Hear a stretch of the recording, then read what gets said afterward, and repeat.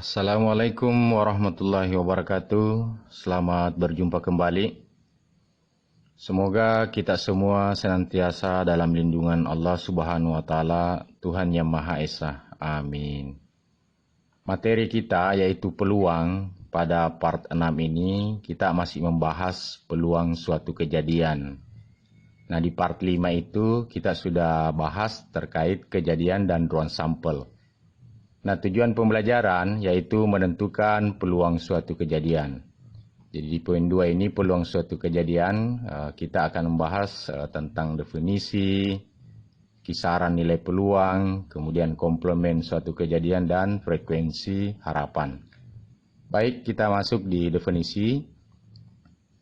Andaikan suatu eksperimen hasilnya menurut kategori tertentu dapat terjadi seluruhnya dengan N cara, yang berkemungkinan sama untuk terjadi dan diantaranya ada M cara yang memberikan hasil A, maka dikatakan bahwa peluang terjadinya hasil A dinyatakan dengan PA.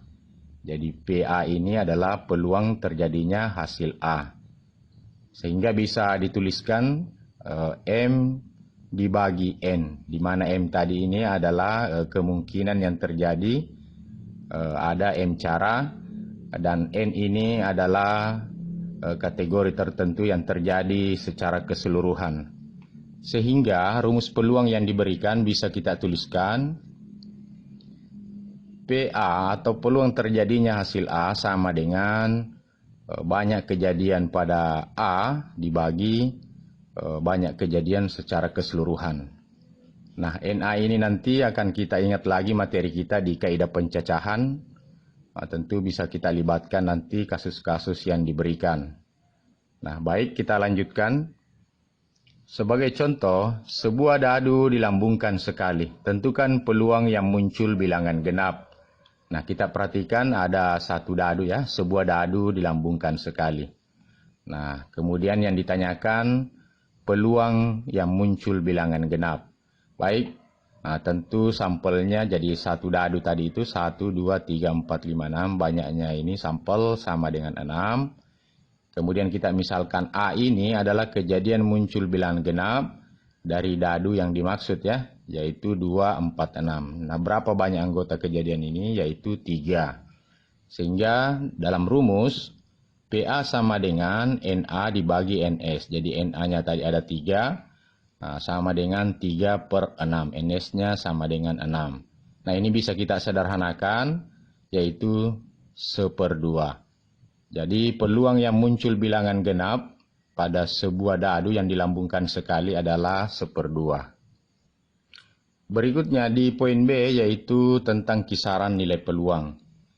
Jadi secara sederhana kisaran nilai peluang itu dapat diartikan sebagai perkiraan kemungkinan munculnya suatu kejadian di dalam sebuah ruang sampel. Nah, nilai peluang itu berada dimulai dari 0 sampai 1. Nah, selanjutnya jika PA sama dengan 0 itu mustahil terjadi dan PA sama dengan 1 itu pasti terjadi. Nah, disebut mustahil ini misalnya peluang muncul mata dadu angka 7. Itu mustahil terjadi ya, jadi peluangnya 0. Berikutnya peluang A sama dengan 1, bisa kita misalkan peluang setiap manusia akan meninggal. Itu ya, itu pasti terjadi. Jadi nilai peluang itu kisarannya yaitu dari 0 sampai 1. Berikutnya di poin C yaitu komplement suatu kejadian. Jadi komplement dari sebuah kejadian A, misalnya A, adalah himpunan semua kejadian yang bukan A. Seperti begitu ya pengertian dari komplement. Pada diagram pen bisa kita lihat, jadi kejadian A ini ya tentu komplementnya yang di luar ya, yang diarsir ini. Dalam bentuk diagram bisa kita tuliskan NS sama dengan NA tambah NA komplement. Jadi A pangkat C ini adalah simbol dari komplement. Nah, maka diperoleh NA komplement sama dengan NS dikurang NA. Nah, kedua ruas ini kita bagi NS seperti yang terlihat di layar ini. NA pangkat C atau A komplement dibagi NS sama dengan NS dibagi NS dikurang NA dibagi NS. Nah, diperoleh. Jadi yang NA pangkat C ini seperti terlihat ya, komplement A ini adalah peluang A komplement sama dengan NS dibagi NS itu 1, berarti 1 dikurang. Nah, ini tadi rumus peluang. Ya, jadi rumus peluang untuk komplement pada komplement suatu kejadian adalah P A komplement sama dengan 1 dikurang peluang A. Baik, kita perhatikan contoh berikut. Dua buah dadu dilambungkan bersama-sama sekali. Tentukan peluang munculnya mata dadu berjumlah bukan 4. Nah, ada dua buah dadu dilambungkan sekali. Nah, bisa kita tuliskan, lihat dulu dadunya. Jadi dadu pertama yang warna putih, kemudian dadu berikut warna hijau. Nah, kita buat saja dalam bentuk tabel seperti yang terlihat di layar. Jadi dadu warna hijau ini saya bol warna hijau, kemudian dadu warna putih ini jadi dadu pertama, dadu kedua. Nah, kemudian kemungkinan yang muncul ruang sampelnya adalah, nah ini ya, 1, 1, 1, 2, 1, 3, 1, 4, 1, 5, 1, 6. Jadi cara mengerjakannya dulu, karena yang ditanyakan berjumlah bukan 4, nah, kita cari dulu mana yang berjumlah 4. Nah, tentu 1,31 tambah 3, 4 ya. Nah, ini kita terus isi sehingga diperoleh 2, 2, 3, 1. Nah, berapa banyak keseluruhan anggota pada ruang sampel ini, yaitu NS sama dengan 36. Nah, karena yang ditanyakan yang berjumlah bukan 4, maka kejadian yang pertama kita cari itu tentu yang berjumlah 4. Nah, setelah kita perhatikan, yang memenuhi itu ada 31, 22, 13. Sehingga bisa kita tuliskan, A muncul mata dadu berjumlah 4. Nah, yang mana itu 13, 22, 31. Nah, banyaknya anggota kejadian ini adalah 3. Nah, untuk komplemennya muncul mata dadu berjumlah bukan 4. Nah, baik, kita kerja dulu tentu dengan rumus peluang yang diberikan ya. NA dibagi NS. Nah, NA-nya tadi adalah 3. NS banyak secara keseluruhan itu ada 36. Berarti 3 dibagi 36. Nah, ini bentuk sederhananya adalah 1/2. Sehingga untuk komplement dari peluang A ini ya, dari rumus 1 dikurang PA ya, sama dengan 1 dikurang 1/12. Hasilnya adalah 11/12. Jadi peluang muncul mata dadu berjumlah bukan 4 adalah 11/12. Nah, di poin berikut pada poin D yaitu frekuensi harapan. Nah, frekuensi harapan adalah kejadian yang diharapkan pada sebuah eksperimen, jadi pada suatu percobaan. Jika suatu eksperimen dilakukan N kali dan PA adalah peluang terjadinya A, maka FA itu adalah frekuensi harapan terjadinya A. Sehingga bisa ditulis dalam bentuk rumus yaitu FA sama dengan N kali peluang A. Secara keseluruhan, frekuensi harapan merupakan kemungkinan banyak kejadian yang muncul jika dilakukan percobaan secara berkali-kali. Ini N kali ya, atau perkalian antara banyaknya percobaan dengan peluang suatu kejadian. Jadi rumus ini menandakan perkalian antara banyaknya percobaan dengan peluang suatu kejadian, yaitu FA sama dengan N kali PA atau peluang kejadian A. Nah, contoh yang terkait dengan frekuensi harapan, silakan. Suatu daerah A berpeluang terjangkit virus HIV sebesar 0,21. Jika jumlah penduduk daerah A sebanyak 40.000 jiwa, ada berapa jiwa yang terjangkit virus HIV? Nah, kita perhatikan bahwa peluang daerah A itu adalah 0,21. Nah, bisa kita tuliskan PA, peluang yang terjangkit virus HIV sama dengan 0,21. Nah, N-nya adalah jumlah penduduk. Tentu kita bisa langsung mengerjakan berapa frekuensi kejadiannya ini, yaitu N dikali PA, yaitu sama dengan 40.000 dikali 0,21. Nah, ini bisa kita buat dalam bentuk sederhana seperti ini. Sehingga 400 dikali 21 adalah 8.400 jiwa. Jadi ada berapa jiwa yang terjangkit virus HIV? Yaitu 8.400 jiwa. Nah, berikutnya, sebuah dadu dilambungkan 150 kali. Tentukan frekuensi harapan muncul mata dadu angka genap. Ya, dengan jelas bisa kita lihat bahwa N-nya adalah 150 kali.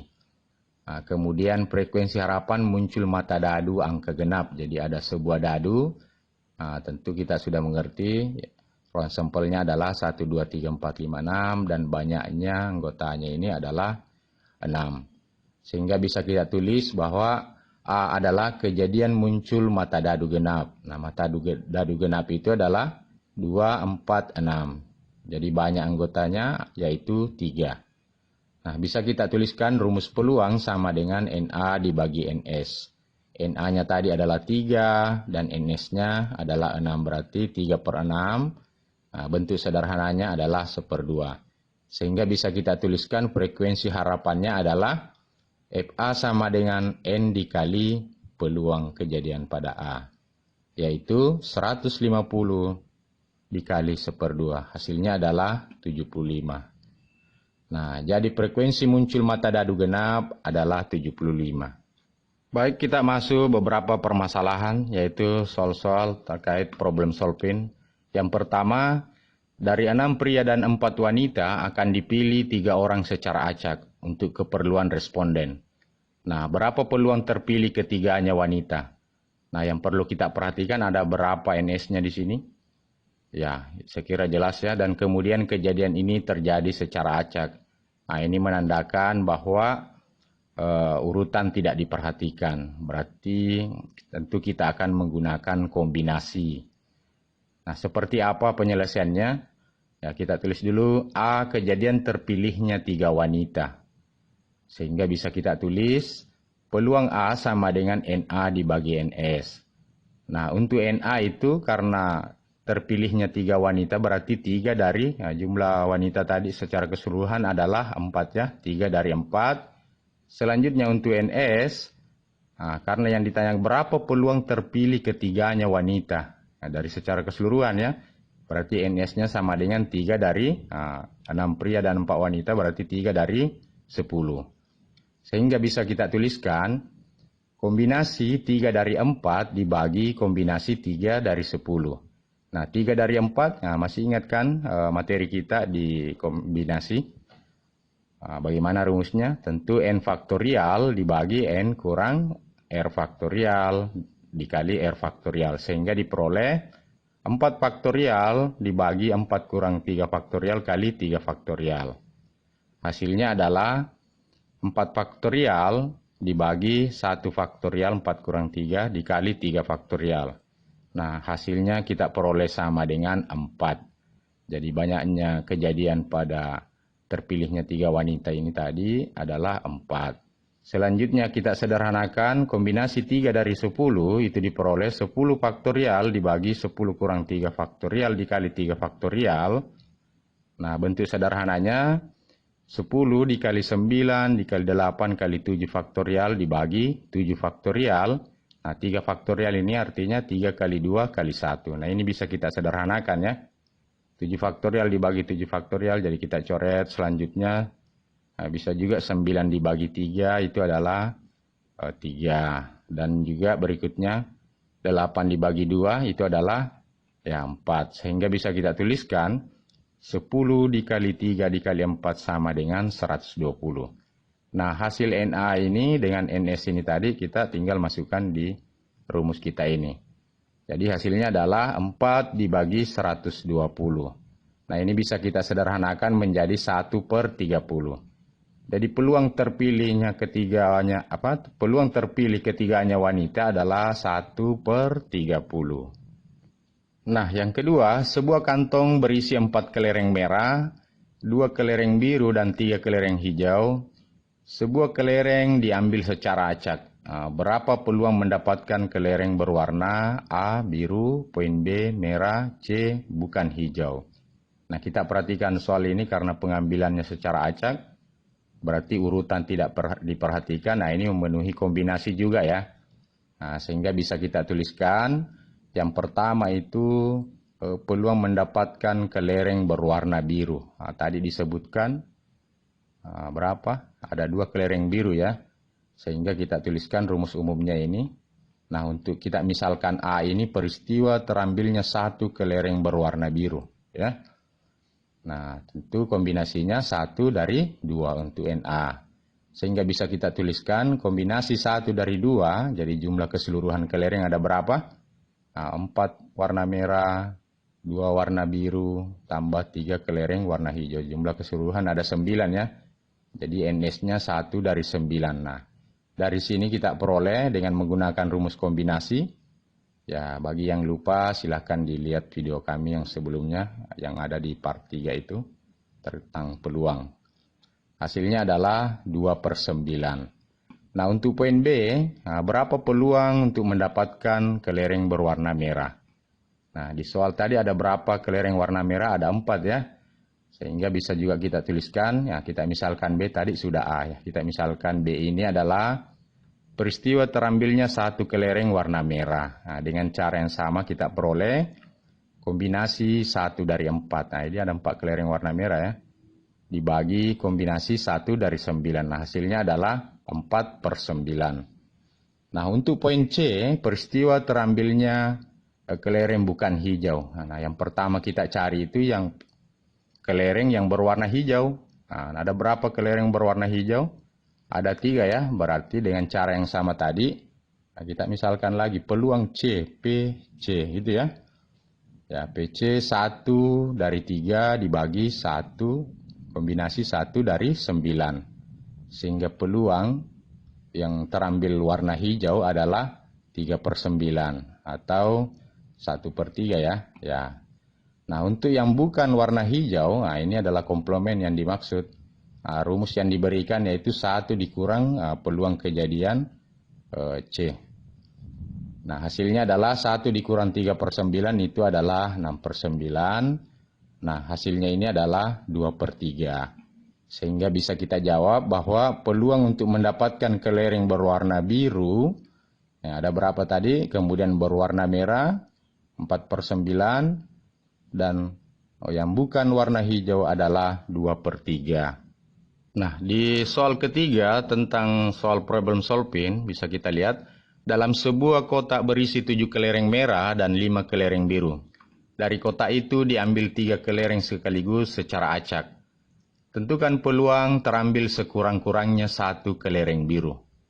Nah, di sini sudah dijelaskan kejadian ini secara acak berarti memenuhi lagi kombinasi ya. Dan selanjutnya dalam kotak itu terisi 7 kelereng merah dan 5 kelereng biru. Nah, yang perlu kita perhatikan bahwa tentukan peluang terambil sekurang-kurangnya 1 kelereng, gitu ya. Sehingga 1 kelereng biru, sehingga bisa kita peluang yang mungkin bisa saja terjadi. Nah, itu ya, 3 kelereng sekurang-kurangnya 1 kelereng biru, bisa terjadi adalah 1 biru, 2 merah. Kan 3 kelereng yang kita mau ambil ya, ini kemungkinan pertama, kemudian bisa juga 2 biru, 1 merah. Dan bisa juga terjadi ketiga-tiganya warna biru. Nah, jika kita perhatikan ini adalah memenuhi kombinasi dan selanjutnya juga memenuhi aturan penjumlahan. Olehnya itu kita menggunakan tambah. Nah, rumus kombinasi bisa kita tulis. Kombinasi 1 dari 5, itu ya. Karena kelereng warna biru, dikali kombinasi 2 dari 7. Jumlah keseluruhan itu tadi ada 7 juga ya.